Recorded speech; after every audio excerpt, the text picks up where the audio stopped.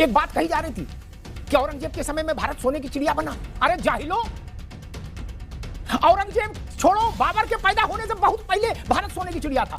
सही है कि सिर्फ मंदिर तोड़ने का आरोप उस पर क्यों, औरंगजेब पर? औरंगजेब ने मंदिर को दान भी दिया है। और मैं आपकी बात का प्रतिवाद नहीं करूंगा, लेकिन बिल्कुल अद्भुत बात कहता हूं। लेकिन हमारी लड़ाई भाव को लेकर है मौलाना साहब, भाव को लेकर। आप भारत माता के माथे पर लात रख के खड़ा होना चाहते थे, इसलिए हम आपके विरुद्ध खड़े हुए। मंदिर तोड़ा या नहीं तोड़ा ये इतना बड़ा विषय नहीं। आपने अयोध्या, मथुरा, काशी ही क्यों चुने? अगर औरंगजेब ने भेदभाव किया तो पेशवाओं ने कौन सा नहीं किया? वो तो हिंदू थे। और अगर भाजपा या हमारा जनमानस अगर औरंगजेब को विलेन मानता है तो उसी जबान से, उसी दिमाग से उसको पेशवाओं को भी विलेन मानना पड़ेगा। औरंगजेब ने जो किया वो गलत है, औरंगजेब दुष्ट था, ये कहने का साहस नहीं, कंठ सूख रहा है। और पेशवा का झंडा लिया है। पेशवा और औरंगजेब में अंतर है बुनियादी। नहीं, आक्रांता है सम्राट अशोक, चंद्रगुप्त। कौन थे ये लोग? आप कभी इसकी तारीफ नहीं करते कि अकबर को सबसे ज्यादा मालूम क्या पसंद था? मौलाना साहब, जिले इलाही को, वेश्याओं को बुलाकर उनसे अंतरंगता के किस्से सुनना कि 70 साल की उम्र में 75 बच्चे कैसे पैदा हो, इसका गणित समझने में पूरी उम्र बिता दी। नमस्कार दोस्तों, जय जय श्री राम। दोस्तों स्वागत है आप सभी का एक और मजेदार वीडियो में। दोस्तों आज के इस डिबेट वीडियो में हम लोग देखने वाले हैं वरिष्ठ पत्रकार अमिताभ अग्निहोत्री को, और दूसरी तरफ हम लोग देखने वाले हैं समाजवादी पार्टी के प्रवक्ता अशोक यादव को और उनके साथ में बैठे मौलाना साहब को। दोस्तों आज के इस डिबेट में अकेले अमिताभ जी ने ही अशोक यादव को और मौलाना साहब को इस डिबेट में जमकर धो दिए हैं। तो आज की यह डिबेट वीडियो काफी मजेदार और काफी शानदार होने वाला है, तो आप लोग इस वीडियो को शुरू से लेके अंत तक जरूर देखिएगा, क्योंकि आप लोग अगर इस वीडियो को पूरा देख लेंगे तो आप लोगों को जरूर बहुत मजा आएगा। तो वीडियो को अंत तक बने रहिएगा। वीडियो पसंद आएगी तो वीडियो को लाइक करिएगा और हमारे चैनल को आप लोग सब्सक्राइब कर लीजिएगा। चलिए अब बिना किसी देरी के इस मेन डिबेट को स्टार्ट करके देख लेते हैं। चलो भाई देखो अब मैं क्या कर। अब विपक्षी दलों को औरंगजेब पर प्यार आ गया है। औरंगजेब के इश्क में गिरफ्तार हो रहे हैं विपक्ष के बड़े बड़े नेता। औरंगजेब के सम्मान में फला फला मैदान में नारा लगा रहे। जिस शासक ने हिंदू मान स्थल, हिंदू तीर्थ स्थल, सनातन के आस्था केंद्रों को ध्वस्तीभूत किया, वो औरंगजेब, उसकी मोहब्बत के कसीदे काढ़े जा रहे हैं।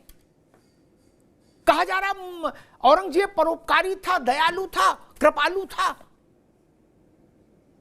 गजब बात है।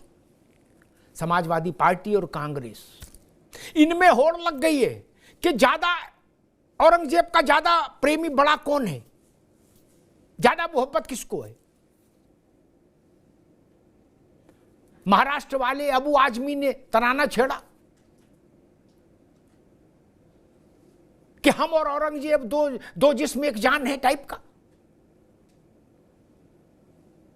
और वो उनके इश्क में, औरंगजेब के इश्क में यानी क्या क्या बोल गए। बोले जो कुछ अब औरंगजेब के बारे में प्रचार किया जा रहा है गलत है, औरंगजेब से ज्यादा तो सॉफ्ट कोई आदमी नहीं था। अब अबू आजमी बोले तो कांग्रेसियों का भी मन डोला। उनने कहा ऐसा तो नहीं कि अखिलेश यादव की पार्टी औरंगजेब टाइप जितने लोग हैं भारत में उनकी अकेली होलसेल ट्रेडिंग करने लगे और हमारे हाथ में रिटेल भी ना आए। तो कांग्रेसी भी उतर गए मैदान में, बोले औरंगजेब हमारे रुकना, चौराहे पर रहना। एक बात कही जा रही थी, झूठ की भी कुछ सीमा होनी चाहिए, कि औरंगजेब के समय में भारत सोने की चिड़िया बना। अरे जाहिलो,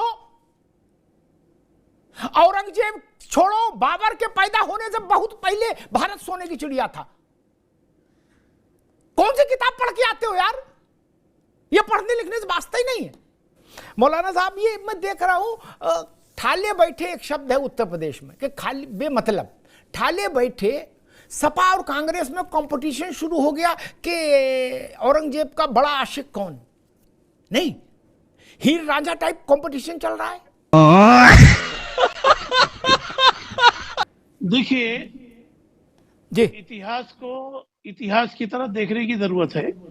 मैं आपकी बात से एग्री हूं कि मुगलों के आने से पहले भारत सोने का चिड़िया नहीं, हाथी नहीं, बल्कि दुनिया का सबसे सर्वश्रेष्ठ भारत था, जिसके पास धन था और जिसके पास रिसोर्सेज इतने थे कि उस जमाने में पेरिस या दुनिया अमेरिका तो था ही नहीं, दुनिया के किसी मुल्क में नहीं थे।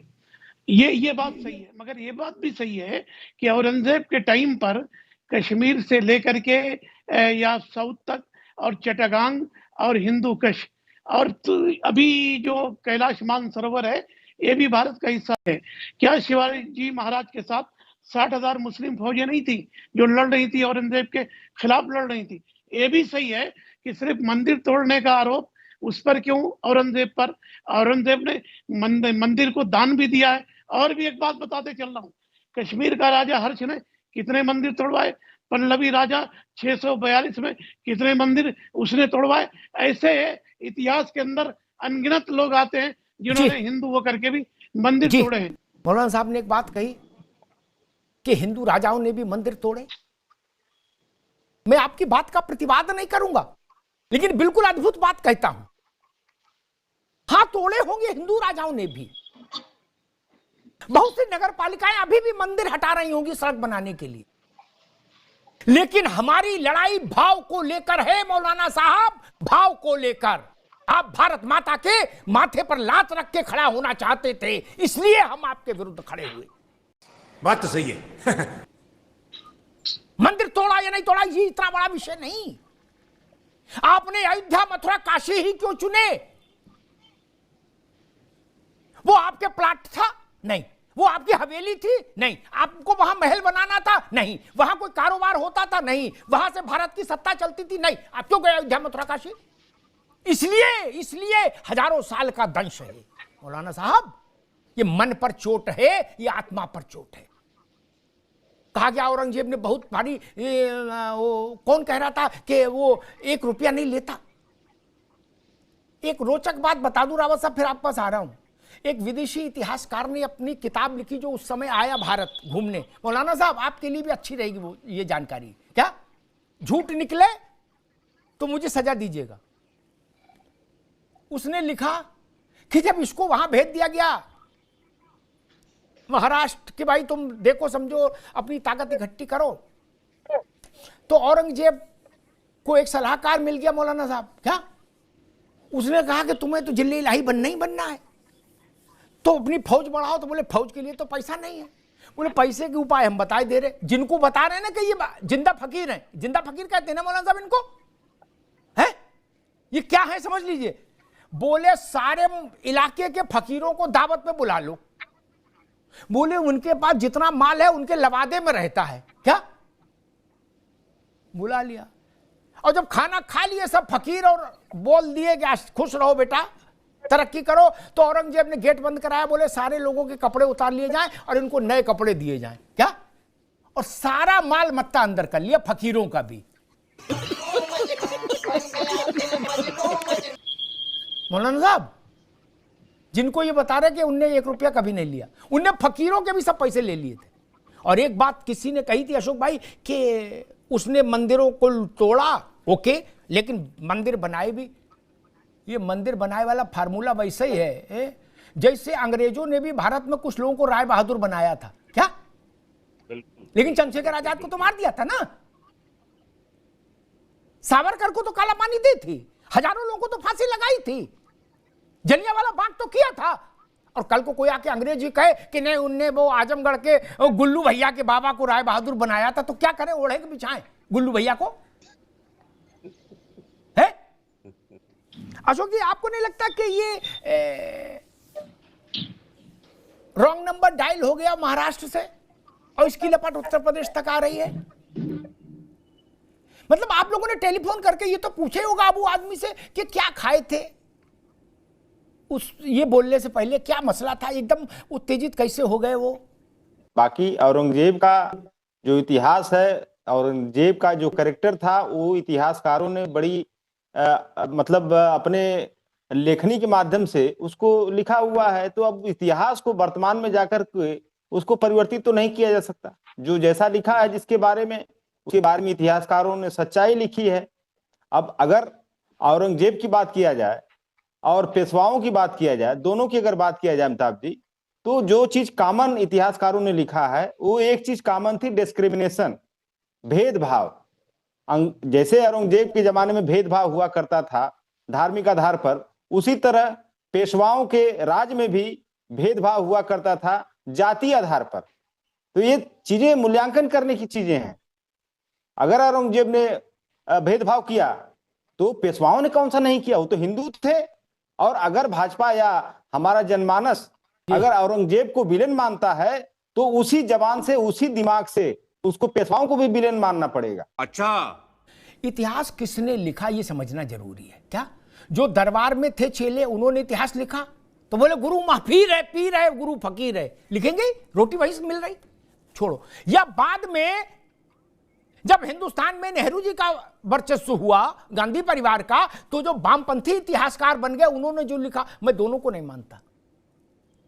उस समय जो विदेशी आए घूमने, औरंगजेब के समय में, हुमायूं के समय में, अकबर के समय में, उन्होंने असली बात लिखी है।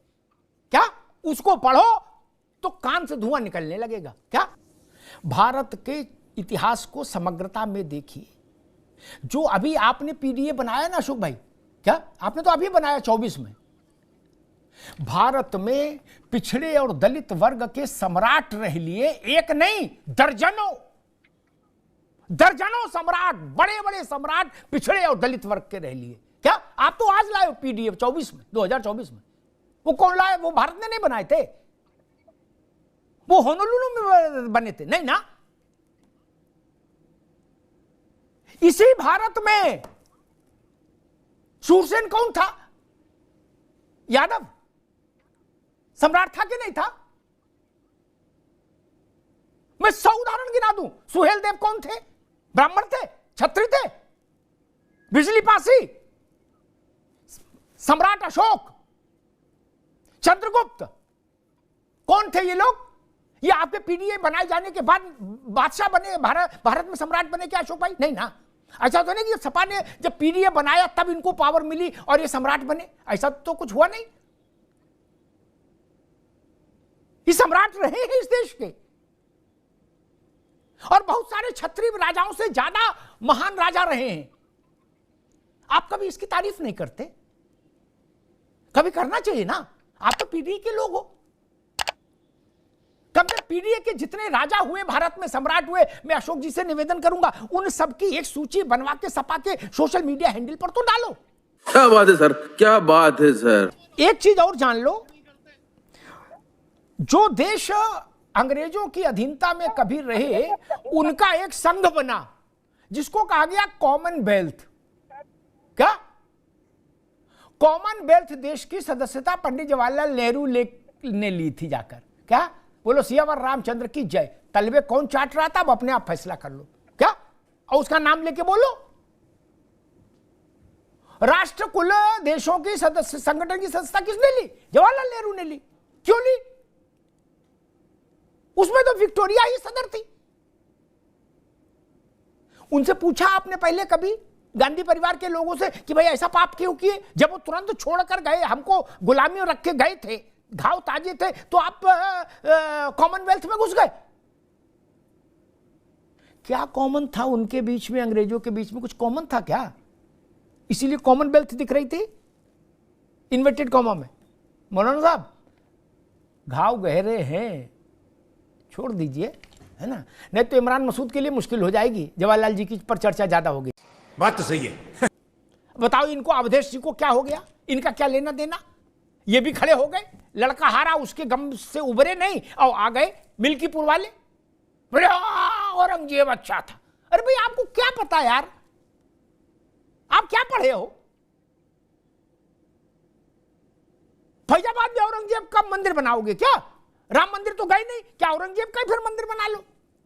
ये अवधेश जी बोल रहे, भाषण दे रहे, औरंगजेब तुम संघर्ष करो, हम तुम्हारे साथ हैं। इनसे कभी टेलीफोन करके आपने ने पूछा कि चाचा जो मस्जिद के लिए जमीन मिली थी उसमें तुमने 4 गुम्मा और 1 कट्टा सीमेंट का क्यों नहीं दिया आज तक? इन्हें पूछे आप, हैं? भाषण दुनिया के दे रहे, आप पूछे ना इनसे, हैं? अपनी निधि दे देते, दी क्या? नहीं ना। ये तो 1100 रुपया नहीं दिए, भाषण दुनिया के दे रहे। ऐसे नकली लोगों को आप लोगों को भी समझना पड़ेगा। ये बड़ी अच्छी बात कही आप। उस समय के जो लोग घूमने आए भारत, यूरोपियन भी आए, कई देशों के लोग आए भारत, मुगलों के दरबार में रहे, मुगल डॉक्टर जो रहे वो विदेशी रहे, उन्होंने एक किताब लिखी है, उन्होंने मुगलों की औरतों को भी देखा और आदमियों को भी देखा, उन्होंने पूरी किताब लिखी है। उनकी बात मैं मानता हूं, है कि सारी जिंदगी कुश्ता खाने में बिता दी, क्या कि 70 साल की उम्र में 75 बच्चे कैसे पैदा हो, इसका गणित समझने में पूरी उम्र बिता दी। नहीं, 70 साल की उम्र में 75 बच्चे। अकबर के बारे में क्या लिखा है, उस समय के विदेशी जो लोग आए थे भ्रमण करने, मैं बोलूं यहां, जिनको बताया जाता है कि इन्होंने दीन इलाही चलाया, ये बहुत बड़े देवदूत थे, अकबर द ग्रेट। मौलाना साहब, एक पर्यटक ने लिखा है अपनी किताब में, आप कहेंगे तो उसका अंश भेज दूंगा, कि अकबर को सबसे ज्यादा मालूम क्या पसंद था मौलाना साहब? जिल्ले इलाही को, जिनको फकीर फरिश्ता कहते थे आप लोग, क्या पसंद था? सुन लीजिए, यही समाप्त कर दूंगा। बेश्याओं को बुलाकर उनसे अंतरंगता के किस्से सुनना। यही नहीं, अभी और सुनिए मौलाना साहब, वन लाइनर, जो भारत माता का नहीं वो भारत का नहीं। धन्यवाद। भगवान कसम, क्या प्रोग्राम दिखा दिया तूने। दोस्तों, आज की हमारी ये डिबेट यहीं पे खत्म हो चुका है। उम्मीद करता हूँ आप सभी को ये डिबेट पसंद आया होगा। वीडियो के बारे में और अमिताभ अग्निहोत्री जी के बारे में आपका क्या राय है, आप लोग अपनी राय हमें कमेंट बॉक्स में जरूर बताइएगा। वीडियो अगर आप लोगों को पसंद आया है तो वीडियो को लाइक कर दीजिए और हमारे चैनल को आप लोग सब्सक्राइब कर लीजिए, क्योंकि आप लोगों को इस चैनल पे ऐसी डिबेट वीडियो डेली देखने को मिलती रहेगी। तो जल्दी से आप लोग चैनल को हमारे सब्सक्राइब करके बेल आइकन को ऑल पे प्रेस कर लीजिएगा और इस वीडियो को अपने घर वालों और अपने दोस्तों के पास शेयर कर दीजिएगा, जिससे उन तक भी ये वीडियो जाए और वो लोग भी इस वीडियो को देख सकेंगे। जल्दी मुलाकात करेंगे एक नए वीडियो के साथ, तब तक के लिए आप लोग अपना और अपने घर वालों का ध्यान रखिएगा। जय हिंद, जय भारत, वंदे मातरम, जय जय श्री राम।